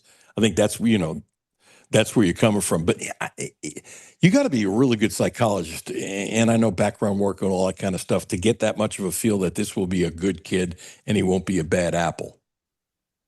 Well, I think a lot of that's where you need front office staffs, that you have people that are sort of looking into that, sort of in, before even the recruiting gets going, especially as it regards the portal. Because I do think the advantage are the programs and the coaches and the GMs and the front office staffs that can figure out, which kids fit the culture here, which kids fit the way this program wants to play. And I think if you have done a lot of advanced work in terms of background checks and stuff like that, that I think you have a much better chance of getting a positive outcome from what is essentially a speed dating process when you're recruiting out of the portal. Yeah, you just led me into the next thing. To me, there's no draft, but this is like getting ready for the NFL draft in total free agency, because every NFL team, as you know, their inside front office people are getting all the background done way before the draft. And so they already have a really good idea. And they're already crossing off some kids because they're saying, I don't think this kid will fit in, is that funny word that you hear all the time, culture. Yeah, it's just changed. And I think Kentucky was a little behind with that. And hopefully with Keegan, maybe something else, that they'll have 100 kids. Maybe they already do. 100 kids that they think that might be in the portal. What can we afford? What kind of kids they are? I would think most of these schools have been working on this for quite some time and guessing in some cases. But I also believe, Mark, and see if you believe this too, there are agents that have already been contacting schools, I think, quietly for quite some time. I think it's one of the hidden things, saying, hey, my kid's going to be available, which helps you look into them. Yes? Yeah, I think tampering is probably rampant, but I think you don't. I don't consider it tampering if you're touching base with agents and sort of getting a sense for who's likely to hit the portal. And that's why I think it's important to have front office personnel, especially front office personnel who have ties in that world and are well known and know all the players, know the agents, and are able to gather that intelligence. So you are in a position to make good decisions and quick decisions once the portal opens. Mark, my line is that tampering is done. It's just, to me, recruiting is not 365 days a year. I think it's 363, Thanksgiving and Christmas. I think it's open season. I think there have been more kids who have been contacted in January than we're going to have any idea while the season was going on. I absolutely believe it. Absolutely believe it. And I'm not just saying, I kind of have some stuff behind it saying it. What percentage? I don't have a clue, Mark, so I wouldn't guess, if that makes sense. But, I understand why the coaches don't like that, but I don't see how you stop that. I mean, I don't think there's any, you can say it's against the rules, but again, a lot of this is going to be done, sort of three arm lengths removed from the actual coaches. Right. I just don't see how you can stop it. So you might as well just sort of, in my opinion, you might as well just accept it that this is the world as it's going to be and figure out how to navigate it. Mark, last one, you just made me laugh. It reminds me of no schools, whatever. It reminds me of when it was cheating in the good old days, that a coach would try to stay 3 arm lengths away. And so they had deniability, right? Remember? Yeah, plausible deniability has long been everything in NCAA athletics. Amen. That's a good way of putting it. Hey, always appreciate your time. Always appreciate reading your columns. Thank you for carving out some time, and hopefully we can do this down the road. That's a good line, Mark. Thank you so much. Oh, thanks, Alan. Appreciate you having me. Don't hang up. I apologize. Give yourself a great plug everywhere in the world. Everybody can read you, even though most people know. Please give yourself a plug. My bad. Oh, did Mark hang up? I believe he's gone. Oh, okay. Mark, I apologize. I'll send you a text. What's his handle on Twitter, Jimmy? Please look it up and check him out at the Herald Leader. I enjoy reading his columns. He's everywhere in the world. Off the top of my head, I can't remember where it's at. We need to put it together and say something, because I always let everybody give a plug, because I think that's really important. Mark, story, I apologize. Bull Lanter coming up next. Terry Page. Terry Page. Not a very good, a great licensed massage therapist. 859-373-0578. 859-373-0578. Please use my name. She is a healer in Lexington at 820 Porter Place, off for Sales Road. Go to the end of the block. Entrance is on the side. Please use my name. She's been great for me. I'm lucky to have found her. She is a healer. Her understanding of the body is great. She's been studying it for decades and decades and decades, and the things she knows and has helped me out with knowledge. It's great. Check her out. Terry Page. Bull Lanter coming up next. Alan Cutler, 1300 AM, 92.5 FM. No Filter Radio with Alan Cutler, brought to you by Quantrell Auto Group. QuantrellForLife.com. Hi, this is Alan Cutler. Have a no filter comment. Hit the text line, 859-381-1313. 859-381-1313.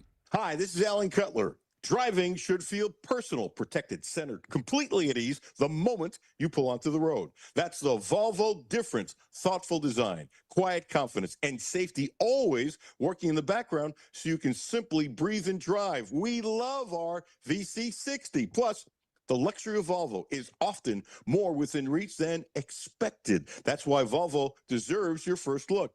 At Quattro Volvo, Brentley and Mark, friends of mine, they have built a dealership that's calm, respectful, and genuinely helpful. Right now, get 0.99%. That's 0.99% APR for 36 months on most 2026 models. See dealer for details. Visit QuattroVolvo.com today. Hi, this is Patrick DiGiacomo, and this is why I would recommend Republic Bank. So, when the bank manager brought me over just to show me how their ITM works, he hit this button where an actual live person came on the screen, and she was so kind and helpful, and it just made me feel like, wow, I'm not dealing with just a machine, I'm dealing with somebody that's actually paying attention to what I'm doing, and it made me feel really good. And that's how Republic Bank helps their customers go from living to thriving. Learn more at republicbank.com. Member FDIC. Back to No Filter Radio with Alan Cutler. Podcasts on Apple, Spotify, and Google, Monday through Friday. Welcome back. Alan Cutler, 1300 AM, 92.5 FM. Let me tell you, I don't think Bo Lanter's ever had more pressure on him than right at this moment, because Mike DeCourcy was spectacular. And let me tell you something. Mark Story's opinions and thoughts, really, really, really, really good. So, Bo, you better not suck today. You're always... I'll do the best I can. I can looking at your face, I can tell you're feeling so much pressure, Bo. I have no pressure whatsoever. After last night, there's no such thing as me having any pressure. Oh, Bo Lanter, former UK guard, back in the good old days for Joe B, kind enough to join us. So after last night, tell us what you are saying. Well, I mean, the whole tagline of thrill of victory and agony of defeat. I mean, what a game. You're absolutely thrilled for, regardless of the coaching and the players you like or dislike or the programs. But as far as the game itself, what an unbelievable game. It kind of had everything. And I think what was shocking to me is it happened to someone, the loss with Duke happened to a program that you would not expect it to happen to in the manner that it happened. I mean, they completely dominated the first half and fell apart in the second half. I mean, not only turnovers, but turnovers, live turnovers ended up in buckets. And the last couple of plays, obviously the last one, you got 10 seconds, you don't have to cross midcourt. The last thing you can do is, turn it over. They actually, at that point, had a timeout. They could have slung it to the other end of the floor. You could throw it straight up in the air, just make sure it doesn't come down in their bucket. But I mean, you could even get fouled. I mean, it doesn't matter. It's just amazing that it happened the way it did. I'm excited for the UConn players and what they were able to accomplish, and it honestly makes me sick for the Duke players that that's what they'll be remembered for. And you kind of think back to my comment to you last night was, Duke's going to be in the highlight reel on March Madness every year, but it's not going to be with Leitner. It's going to be with what happened to them. So they're going to be on the other end of it every time you watch the NCAA tournament for a while. But that being said, you just hate it for those kids. I mean, it's I thought Camden did a great job of accepting the turnover and said it was his fault, and that I cost my team the game. I don't think you should look at it that way. Obviously, it seems that way at the end of the game, but there were so many ridiculous turnovers that you don't expect from Duke in the whole second half. So you can't run it down to that one play, but obviously that one's magnified. The Mullins kid, there was a point in time where people thought he was coming here. So when Jasper said yes, he did what was best for himself, says, we play the same position. I'm going to go somewhere else. Kentucky did the right thing by taking Jasper. You can say, well, Mullins had a better freshman year. That's superfluous. They made the right decision at the right time. I still love Jasper's potential, by the way. I'm not backing down from that, but it's, and apparently Mullins has been friends with Marino for a long time because they played some AAU ball together and stuff like that. And it's just crazy how this stuff works, because if Jasper goes to North Carolina, Mullins is here. Right. You can't swear to it, but the probability is ridiculously strong. Let's put it that way. I agree. You probably know more about the whole recruiting. I wasn't aware that Jasper actually had talked to North Carolina. But A lot. And matter of fact, North Carolina offered more money than he got at Kentucky. I did not realize that, honestly. And Alabama offered more money too. Now that I did know, but I wasn't. I don't know where I missed the North Carolina, but just that whole Go ahead. That whole game was just absolutely amazing. And honestly, the game before that, what Michigan did was unbelievable. I think the Michigan Arizona game is going to be phenomenal. I even think the Illinois UConn game will be closer than people think. Mark Story mentioned it. I've mentioned it. I think this trend continues. I'm not so sure that Todd Golden didn't start it. Not that you want to give him credit. I'm being sarcastic. But he believes in bigs. And he's even said, I want more bigs. I like three-point shooting, duh. But I want guys who can go get the rebounds, because if you have a bad night shooting threes, as Cal used to say, if this other team is a good shooter and they hit 10 threes, we're done. So he wants more bigs. Michigan's got bigs. Illinois' got bigs. Isn't it interesting what's happening in college sports? It's going to be fascinating to me to see what Pope does with bigs. And does he decide to go with the trend to be big, powerful guys? I really thought there was a point in time in the season that we'd see more Garrison and Marino together much more than we did. Maybe they don't complement each other. I don't know. But I like the big stuff. And I like the fact that you've seen a lot of buckets. Give me a second here, and I'm going to turn my mic off. Otherwise, you're not going to get a chance to talk, Bo. You know how my big mouth is. There have been a lot of nice buckets in the NCAA tournament, tip-ins and stuff like that. It seems more so than during the regular season that there's more of a commitment to go to the damn bucket. You know, when you're 2 feet away, act like a big man, and it's amazing what you can do rebounding. And I think the offensive rebounds and the tip-ins and stuff with bigger people, I think it's coming back more than it was 5 years ago. That's just how I feel. What do you think about the big man thing? What do you think what Pope should or should not do? Did you ever think about Garrison and Marino playing well together, or maybe they couldn't fit together? Well, first of all, being 66 years old, my definition of a big man and what we're talking about today is two different things. These guys, I said on your program before, I like the way Florida plays. They got big men that get up and down the floor. They're extremely active, both posting up and rebounding, but they can also knock down the three if you give it to them. And I don't think that's necessarily the case. Not that Garrison Marino can't make a three-pointer every now and then, but I do think some of the big men are more prone to being good three-point shooters. Even when we had Karl Towns here back in those days, he's a great three-point shooter in the NBA, but he didn't shoot a lot of threes here. Because Cal wouldn't let him. I know. That's kind of my point. Is you got to the big men nowadays. I like the way Florida plays. The way Michigan passes the ball. Inside, outside, they look fantastic. Absolutely ate Tennessee apart. Tore Tennessee up. But I like the big men, but I still think it comes down to not only rebounding and being able to shoot, but speed. Speed is getting to be so important. And I've talked to you on this show before, where in my era, before shot clocks and three-pointers, you gave a guy a foot or two out front, but you made sure he didn't get around you for layups. Nowadays, you can't do that. You got to belly up on them because of the threes, and you can't let them around you. So I think it's a combination of not only bigs, but speed, height, speed. Big guards, shooters. I mean, what do you expect these guys to be able to do, and what type of coach are you? Sometimes you worry about with NIL and go after this guy and that guy and that guy. And you might end up with good players, but you end up with players that play the way you want to coach. And I think that becomes a factor. So, I don't know the answer. It's getting, all I know is anymore, there's a lot of phenomenal athletes on that floor. Bowie and Turpin could have shot threes. There's no Turpin, Turpin had a phenomenal looking jump shot. I think because he was so big, he didn't get out on the wing three-point range as much, but he had a great form on his jump shot. Bowie, I've told you before, we would practice in the summer at Old Alumni, 110 degrees, and Bowie'd bring the ball down the floor and take it between his legs and shoot from the head of the key all day long.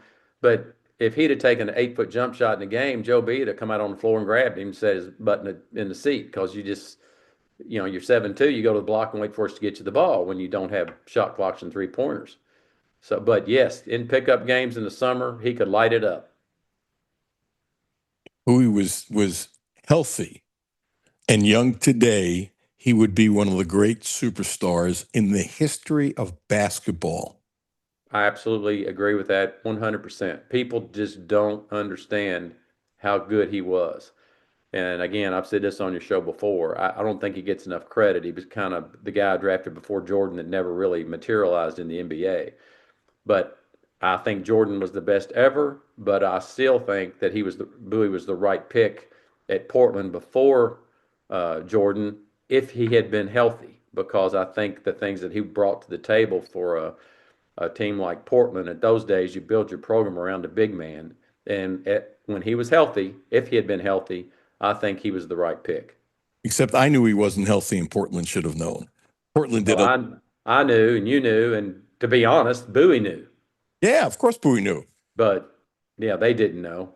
And they should have known. They should have known. And I read something years ago where they said we didn't think Drexler and Jordan could coexist because of the same players. It might be the all-time dumbest thing I've ever read. I know it's okay. I was about to say I need to take a break, but we'll go to 52. I didn't realize it was 47. Upset, surprised that Lowe is not here, or you think it's better for all parties? Because sometimes things are better for all parties. Yeah, if you don't want to be here, I mean, he's doing the right thing. Whoa. He wasn't asked back. Okay, I didn't realize that either. He wasn't asked back. It's my information. And by the way, that's not necessarily negative. And there are going to be some other kids that aren't asked back because they don't think they can afford them. And there's going to be some other kids who they want back that are getting better offers, but that doesn't mean Kentucky won't go up. That at this point, I cannot answer. Right. I sound like the old man. It all confuses me. I don't like the transfer portal. I don't like going from one school to another school. To me, if you make a commitment, you ought to have to stay for a period of time. If you transfer, we've talked about it before, you transfer once. The whole NIL and transfer portal combined, they've got to figure out what's fair for the player, what's fair for the university, and what the right thing to do is. I'm glad the kids are making money. I'm glad it's not the NCAA, but at the same time, we got to get a handle on this thing because it's becoming a nightmare. Your grade for Pope this year, your grade for Pope over the last 2 years? Well, it kind of breaks down as to grading what part of it. I know it all comes together to be a successful program and a successful coach. It's strange. His first year, he got here late. Coach Cal took all of our players with him to Arkansas, which was fine, but Pope kind of started with nothing. And so I think the first year, because of the way all that fell, I would give him a B. I think there was a lot of excitement. I think because you throw it all into one big bag, you got to deal with NIL and the right type of players and who you get and the amount of money you spend. I think when you look at the amount of money we spent, who was healthy, who wasn't, who, was JQ ever going to play? Who knows? But, I would probably drop down to a C minus this past year. Does that mean that I don't expect him to be an A next year? No, but I think this next 3 or 4 months is going to be huge for Coach Pope's ability to be as successful as the program needs him to be and the fans want him to be next year, which is going to be extremely important. It is important. And I think he deserves the benefit of the doubt in recruiting. That's me. Let's see what he can bring in. It's very, very important. Kentucky just can't continue to be 10-8, 10-8, 10-8. Anything about Kentucky in your cranium that you haven't said that you're holding back? You're quiet today, Bo. No, I'm not. The reason, I'm going to back into this a little bit. The reason last night was so shocking is that it happened to Duke. And if it happens to Kentucky, it's not as shocking. And in a weird way, that's what upsets me. I want us to be the program that everybody's shooting for. I want us to be the program that is fighting for the Final Four. I want us to be it's just kind of where we've fallen. And I'm not saying it's Pope by any means. I think we've taken a dive the last 4 or 5 years that Cal was here. But and again, I've said this before, I'm not blaming the athletic director or the coaches or the players. Well, it's just as a program, we're still, I don't know how much longer it will be, but we're still the winningest program in college basketball, and everybody expects us to be there. We're the ones that need to be in games like last night, win or lose. And that's just that's why I'm frustrated. We need the player. We should have the player of the year. We should have the Anthony Davis. We should have the boozers. We should be getting the best players that we want to get, and I just don't see that happening. Got to interrupt. This is breaking news. Can't wait to see your face on it. Jack Pilgrim, give him credit. It's his story of KSR. You ready for this? Hold on to your seat. Jackson State head coach Mo Williams will be an assistant coach under Mark Pope. His son, 4-star Mason Williams, committed to the Wildcats last week. I think most people know. I like Mason. Some people complaining. I've looked at some tape because he was listed at 120. Well, yeah, okay. I don't give a rat's. Right. I love Mo as a player. Loved him as a player. All-star. Smooth, whatever. And I'll bet his son has been taught by dad, and it's a combo deal. And how many times have we seen Kentucky in the good old days hire a coach or somebody related to somebody to give him a job? Yes? Yes, and I agree with you. I think he's going to know the game. He's going to be coached well. He's going to have contacts. The name is going to help in recruiting. I think all the things that we need, he'll bring to the table and hopefully make it. I think he'll play an exciting type of basketball. He'll coach an exciting type of basketball. That's what we want. Get him down the floor. I like the hire because I think he's forgetting about his son. I'm talking about both. I'm talking about not only the son can help, but the father will help. Yes, here's what I'm trying to say. If his son wasn't coming, this is a really good hire to his staff for teaching guards how to play basketball. Because I respect Mo that much. Now I'm saying he's taught his son his whole life. Exactly, and that's kind of what I was referring to with both of them. I think the son is going to have the ability and the knowledge of leading a team and how to find the open person and get open shots. And I think the father his name is going to help with, quite frankly, parents of these younger kids that will help us relate to them and hopefully get the recruits in here we need. Amen. I'm 2 minutes late. Thank you, pal. Yeah, you know what you have? You have withdrawals because Kentucky wasn't playing this past weekend. I do. Yeah. We all do, don't we? Yeah, I understand. Last night was fun, and I would certainly like to be on the winning end of it, but I'd certainly like to play in those games. Hey, thanks for being a pinch hitter. It's the only time in my career I was going to ask you to do Friday anyway, which I'm always blessed with your time. But did I tell you why John Wong couldn't do this? He has a bit part in a movie being shot in Lexington. He's an extra. Hey, I'll be your backup. I'm used. Believe me, I'm used to being on the bench and just yell at me when you need me. I just don't have me be a backup for Todd because I'll never live that down. That response because you're right in both cases. Bless you, Bo. Bless you, brother. I appreciate you. Appreciate it. Let's get together. Absolutely. Give me a holler. All right. See ya. Thanks.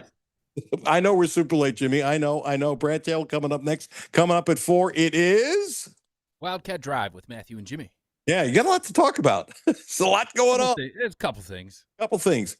Have a great day. Thank you so much for tuning in. DeCourcy was great. Mark's story, his analysis, wonderful. And Bo, with his Kentucky slant, always honored and pleased to have him and all three. Got a great lineup tomorrow.